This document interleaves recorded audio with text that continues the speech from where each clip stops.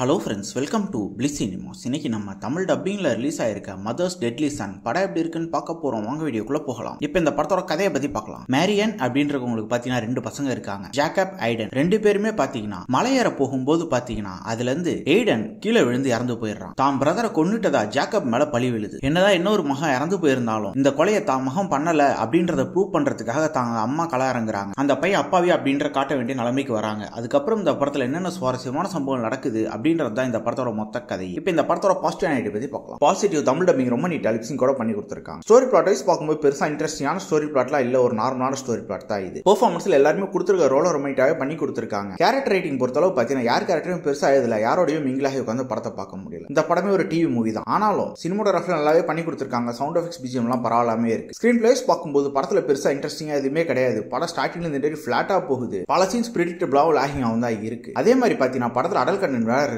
So ஃபேமிலியோட பார்க்கலாமா நம்ம டிசைட் பண்ணிக்கோங்க. இந்த படம் ஒரு பிலோ ஆவரேஜான படம் தான். வேணும்னா ட்ரை பண்ணி பாருங்க. இன்னொரு வீடியோல சந்திக்கலாம். தேங்க்யூ.